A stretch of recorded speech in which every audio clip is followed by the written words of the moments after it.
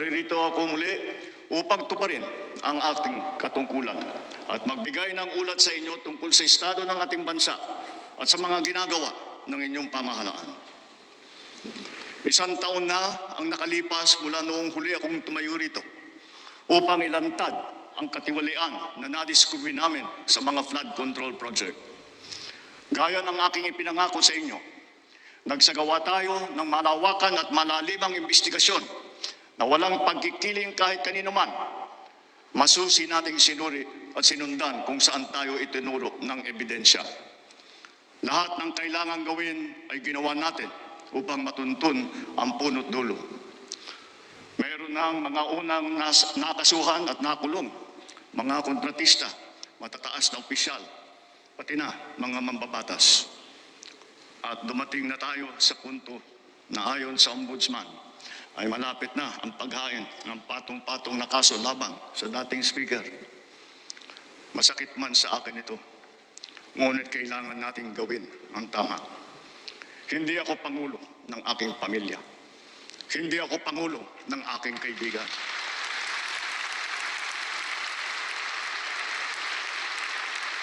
Ako ay pangulo ng Pilipinas at ang tungkulin ko ay sa inyo, ang aking mga kapwa Pilipino.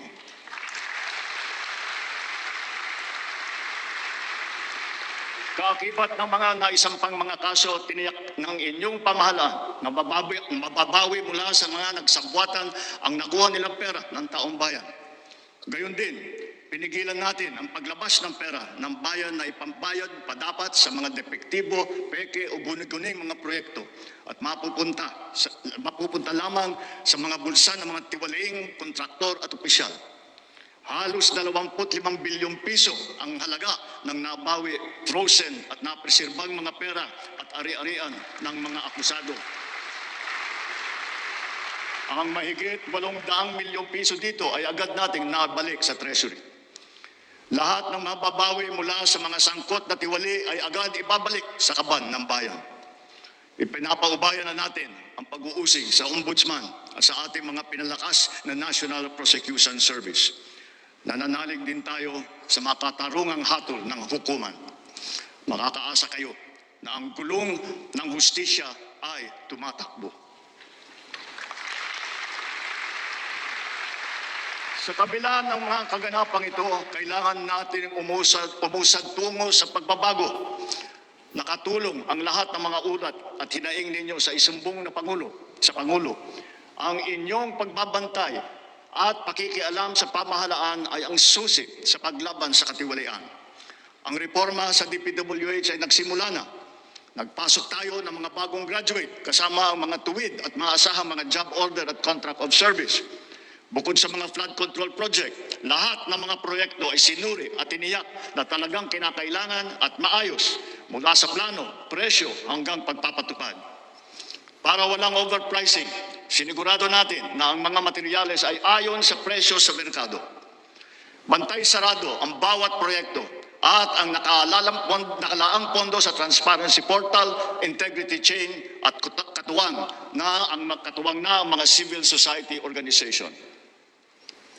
Mula nang tumama sa ating bansa ang epekto ng giyera sa gitnang silangan, nagdeklara tayo agad ng State of National Energy Emergency. Iisa ang ating misyon, uplift, ang iahon ng ating nahihirapang mga mamamayan. Ang lahat ng mga ahensya ay inatasang magtipid at pagtuunan mabuti ang mga programa na mas mahalaga sa pagtugon sa mga epekto ng krisis. Ibinuhos natin ang pondo kung saan karapat-dapat at mas kinakailangan sa mga pangunahing serbisyong ramdam at tiyak na makakatulong sa ating mamamayan. Ang pera ng taong bayan na muntik mapunta sa bulsa ng mga tiwaling opisyal ay naisalba natin. At sa halip na nagamit natin ay nagamit natin sa mabuti at para sa tunay na kapakanan ng mamamayan. Ibinaba natin ang karagdagang halos 58 bilyong pisong pondo sa mga lokal na pamahalaan para mas mabilis at mas malawak ang paglingap sa taong bayan. Mataas ang tiwala at kumpiyansa natin sa mga lokal na pamahalaan.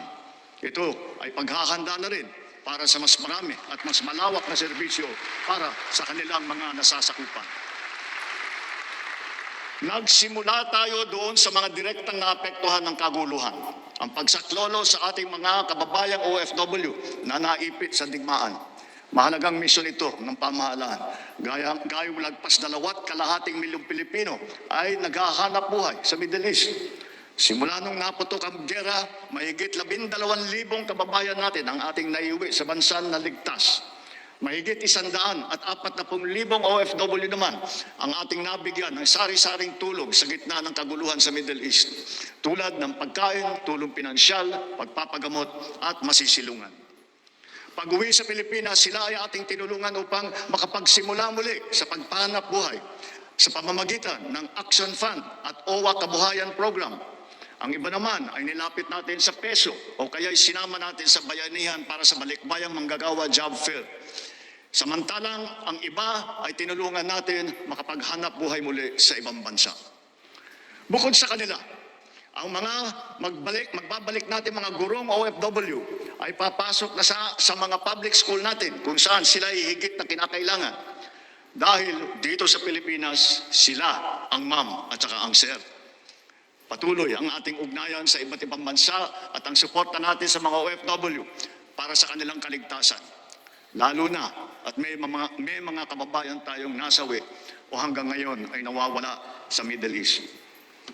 Pangalawa, bunga ng ating magandang ugnayan sa iba't ibang bansa. Natiyak nating sapat ang supply ng langis para sa ating pangangailangan.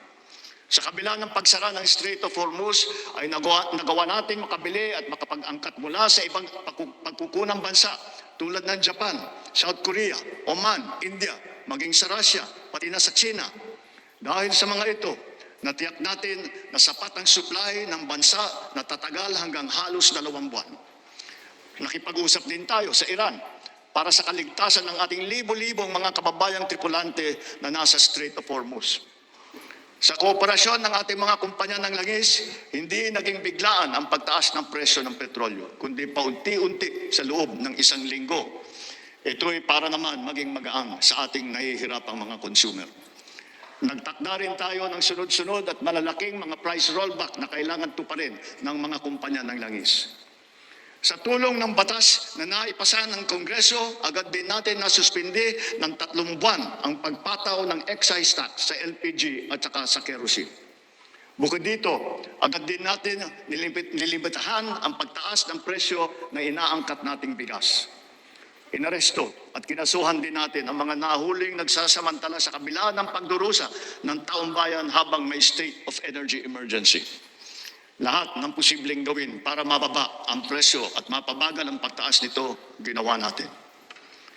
Marami ang naapektuhan o kaya nawalan ng trabaho sa panahon ito. Kaya tuloy-tuloy ang pagsasagawa natin ng mga job fair sa buong bansa. Nitong Mayo 1, araw ng paggawa at kasagsagan ng mataas na presyo ng krudo, nagsagawa tayo ng halos 100 job fair, kung saan halos 300,000 trabaho ay pinagbigay alam natin sa publiko. Sa isang araw ng job fair na ito, lagpas 6,000 Pilipino ang hired on the spot. Dito rin natin ipinamahagi ang mga sweldo para sa mahigit 100,000 benepisyaryo at nagtatrabaho sa ilalim ng dilip at tupad ng DOLE. Kumilos agad tayo upang pigilan ang mabilis na pagtaas ng presyo ng bilihin. Hinikayat ang mga bangko at e-wallet na magbawas ng kanilang karaniwang singil sa bawat transaksyon na online. Kaya ngayon, maraming bangko at e-wallet na nagbaba o nagtanggal ng kanilang sinisingil sa online transaction fee. Upang makaluwag din sa mamamayan, nagbigay ang mga bangko ng hanggang 6 na buwang palugit sa pagbabayad ng utang at hanggang 1 taon naman kung ang utang ay ginamit para sa agrikultura.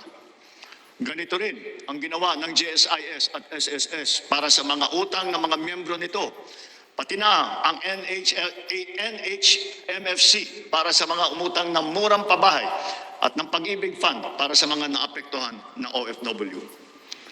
Kahit papano ay nakaluwag ito sa mga consumer, lalo na sa mga naghuhulog para sa kanilang bahay at sa mga nagpupundar para sa kanilang negosyo.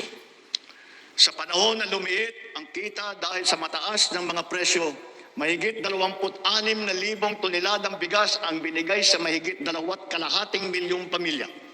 At ito'y itutuloy pa natin hanggang umabot sa 8 milyong pamilya na makikinabang.